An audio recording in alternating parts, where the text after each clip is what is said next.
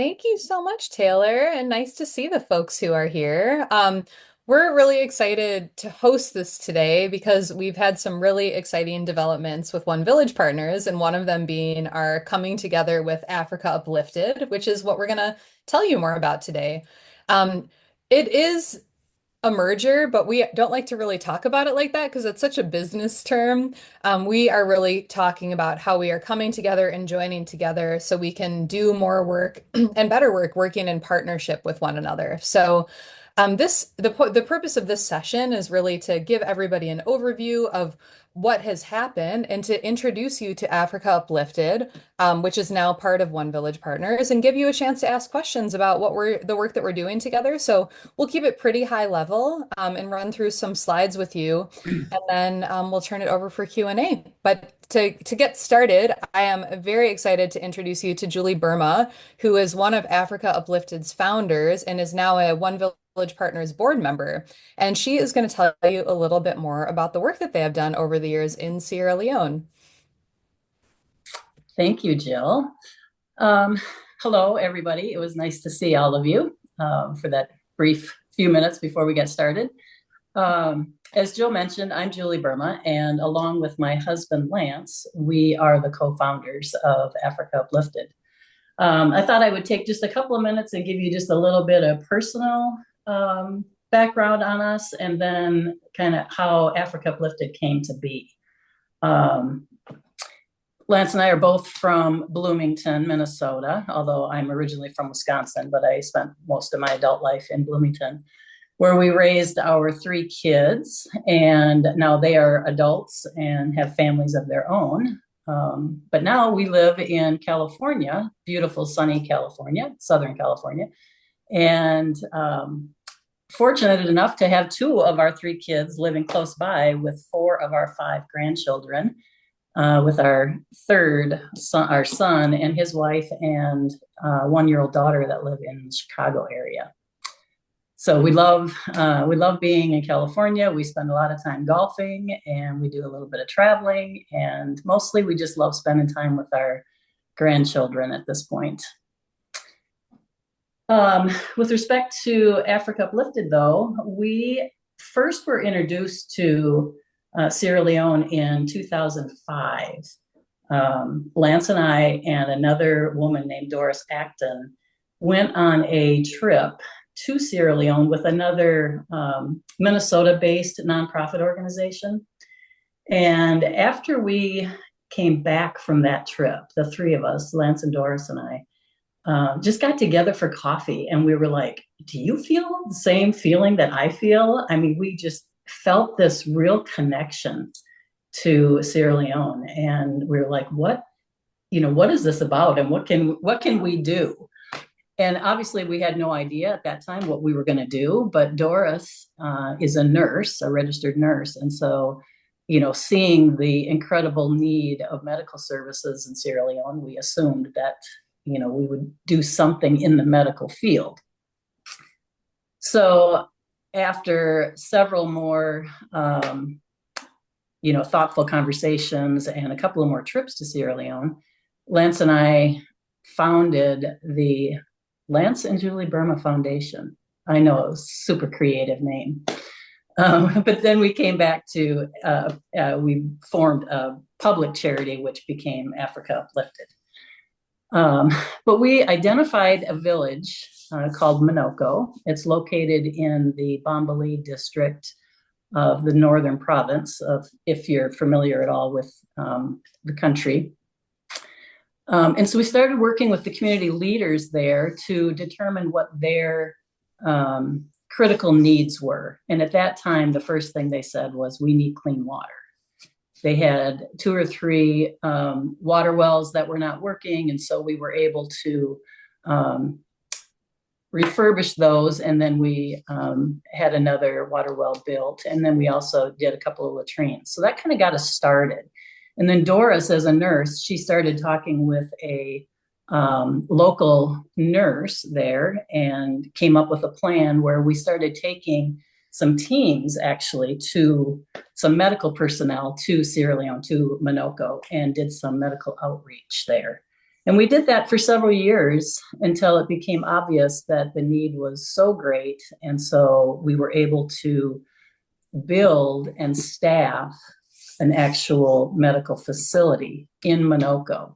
And that facility today is thriving. It has served thousands of patients and have delivered hundreds of babies.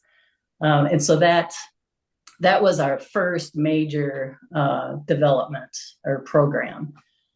And then over the next, 15 years or so, I would say, we just continued to work with the community and with the community leaders and came up with other needs, trying to meet their needs. And the next thing that they really felt strongly about was a better education for their children. And so what was there was just a 2 classroom building, and it was housing over 200 students and had just 3 volunteer community teachers. So they weren't even trained teachers. And so we were able to build a primary school that had 6 classrooms, and we were able to identify 6 teachers that were all trained, certified teachers. And that school today is thriving, has over 300 students. And then we built a preschool. And the thing that I'm probably the most proud of and most excited about is the school lunch program that we started several years ago.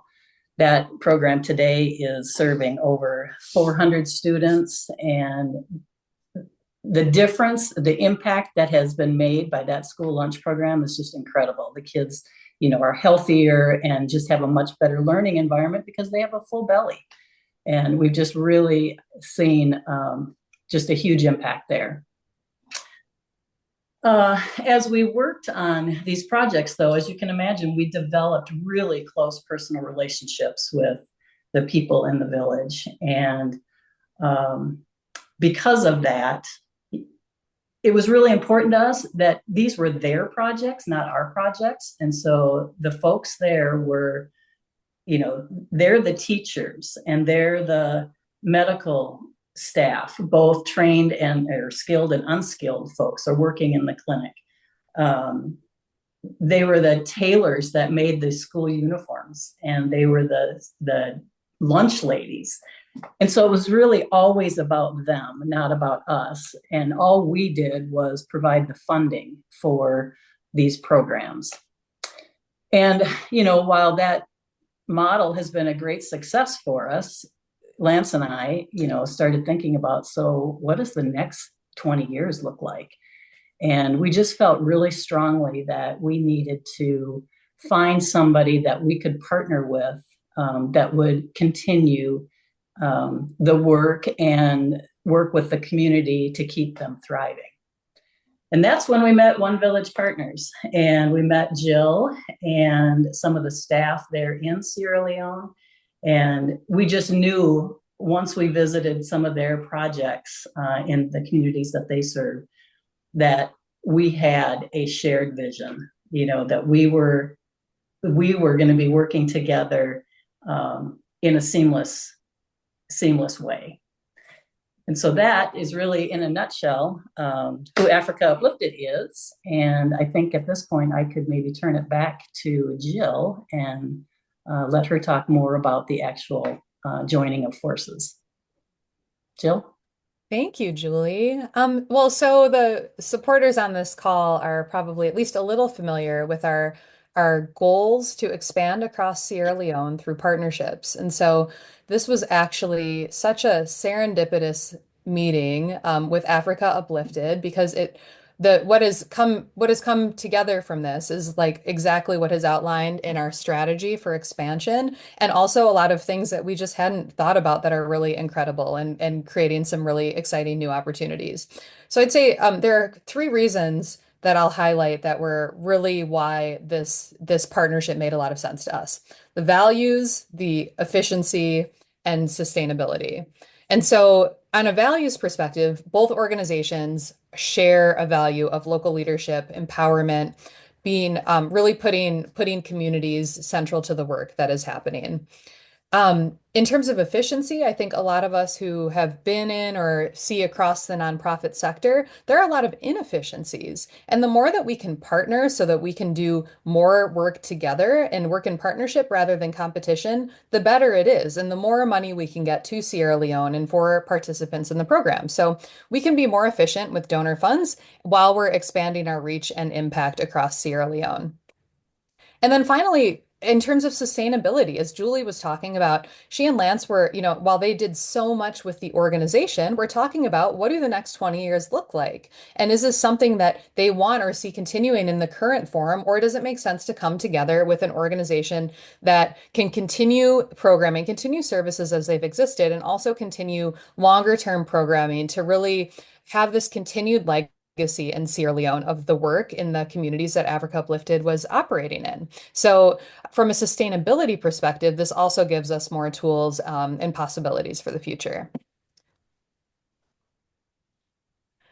So I'll get down to a little bit of operational stuff, and then I want to pause for questions. So we started this collaboration many months ago, actually, and the biggest goal for us is to ensure continuity. So we want to ensure that in Minoko, where Africa Uplifted has operated and has all of these relationships, that we don't see any drop in standard of living, and we want to see continuity of lifestyle and services and the partnership that has been in existence for many years.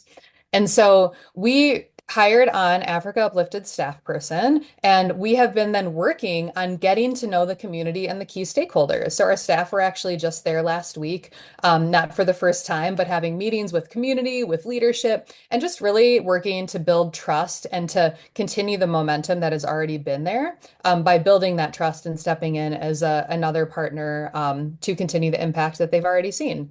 So just making the point, I think you'll already be well aware from the sort of language we're using around this, but this isn't a takeover. We're not talking about this as like an acquisition. This is really working hand in hand with what Africa Uplifted has done and in Minoko so that we can continue on with that work while achieving our goals as One Village partners to expand across the country. So again, really a win-win. Mhm.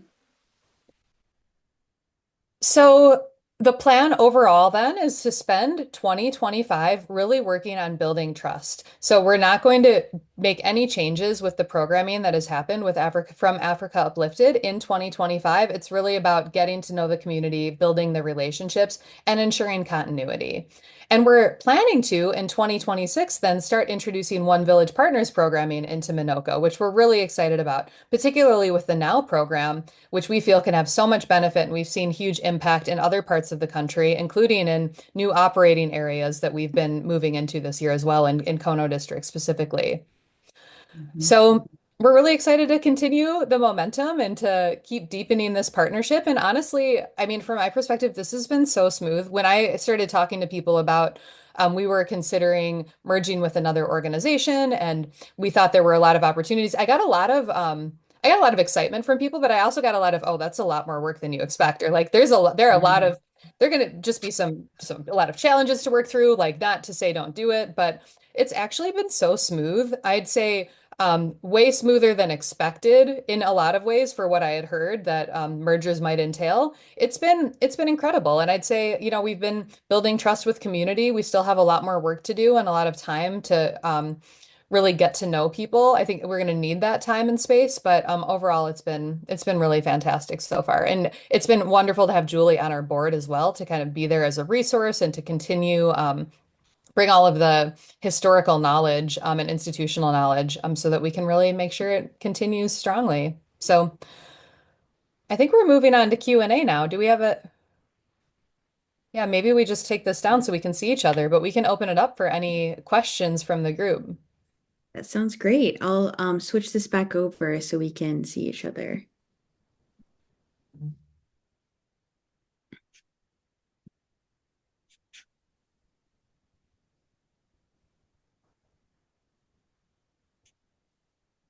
Well, I could ask a question. For the Africa Uplifted, how many staff members are there, in country right now? And were you saying that there's now a One Village person who's working with them there, or how is that transition over in Sierra Leone happening or Mhm. going? No, that's a great question, because I didn't talk about this when I, talked about who we are, but we have a very unique relationship with the United Methodist Church in Sierra Leone. And so all of the staff that work at the clinic and work in the school are actually employees of the United Methodist Church, and we just simply funded their salaries. And what's even nicer is that the majority of the staff are on government payroll. So like all of the teachers are on government voucher. And so we weren't even paying their salaries. So we didn't really have, Africa Uplifted was never a Sierra Leonean NGO, non-governmental organization. We are 501c in the United States, but we were not in Sierra Leone. So we weren't able to have our own employees. So they were all employees of the United Methodist Church, and they continue to be employees of the United Methodist Church. Well, with the exception of one With the staff that was exception the of Paul. facilitator. Yeah. So thanks for explaining that, Julie. So we brought Paul onto our operational team. So now he's embedded. And so our operations and finance team and then our programs team are beginning working in the communities as well. And so Paul became an official One Village Partners staff in January. And he's then helped us with the transition and relationships and introductions. But as Julie was talking about with the United Methodist Church, super important that we're not taking people from them, of course, and really letting them to, continue the salary support, and especially then from the government side as well to make sure those, all of that payment is coming in from the government. We don't want to step in and disrupt that either. So a Yep. little bit complex on the operational side, but essentially we took on one new staff person and then brought in also management support and program staff. Yeah, that was probably the most complicated thing for Africa Uplifted also, that the employees were employees of the United Methodist Church. But actually we had a great working relationship with them, and this transition is going very, very well. Thank you.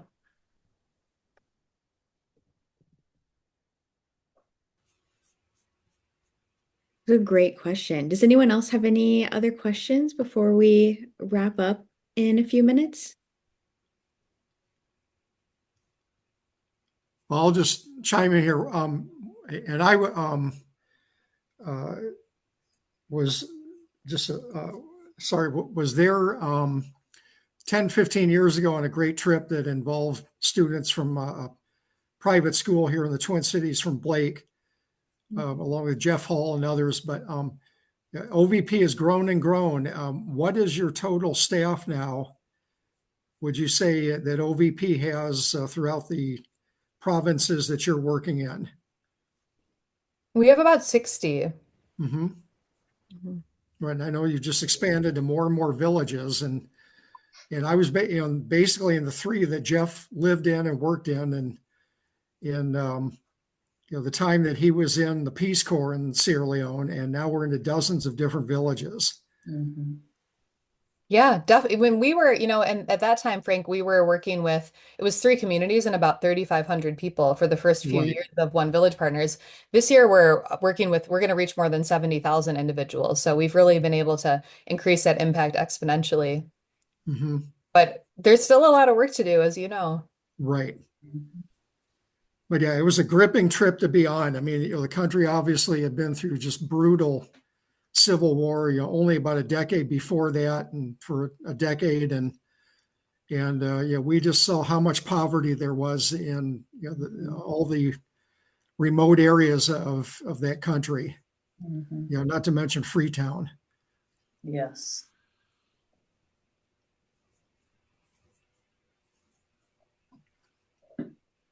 Well, I'd just like to say thank you for for coming to learn more about Africa Uplifted, and we are just thrilled to be joining forces with One Village Partners.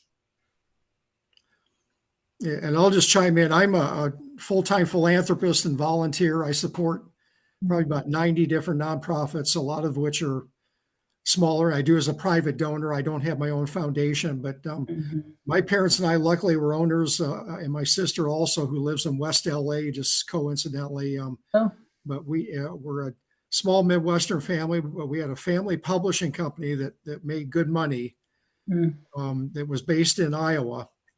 And then I worked for Cargill in corporate America for 14 years, but retired at 37 and have been doing this now about 25 years, giving wonderful. to lots of great organizations like OVP and many others, and traveling to a number of different countries. But you and Lance, was there any field that you were involved in that gave you largesse? Um, Lance was a managing partner for a actuarial consulting firm, Okay. and he worked on retirement plans. And Hmm. so thankfully he practiced what he was teaching. And so we were, he retired when he was 51 years old. And Hmm. we've been, the job that he had really gave him so much flexibility, which was just awesome, because then he was able to travel to Sierra Leone, because he was obviously still working when we first started Africa Uplifted. But that's what he did. And then we just, we said, this is what we wanted to do together. Great. Mhm. Yep. So, I have and one he's more. he's still working in the background. Right. I have one more quick question. I'm Yeah. just wondering, what's the kind of the budget impact for you, or what do you see, how much of an increase in your budget, or how you talked about how I mean, I took notes now, I can't remember, but how you're going to work together, so the donor impact, you're not competing against, you can actually reach a deeper impact and a farther reach. But does that mean you're raising more money for OVP, or how does that transition look for you? Yeah, that's the plan. I mean, we're working really hard to bring Africa Uplifted supporters to OVP so that and like keep communicating with them about Minoko. They feel very connected with Sierra Leone and the community that they've supported for a long time. There are a lot of personal relationships. So we're hoping, Julie, was it I think the list was close to 200 donors that you all had that we're hoping to bring over. Um, Yes. and I'm hoping, and we're crossing our fingers that we'll be able to increase our budget by about 100 to $150,000 a year. And so we'll see where that goes, right? There are a lot of people I think who are really excited about the transition, and we've just been trying to do a ton of outreach and just talk to them, keep them personally connected with the work, and hopefully bring them along for the next chapter. And what's OVP's total budget currently up to, not counting Africa Uplifted?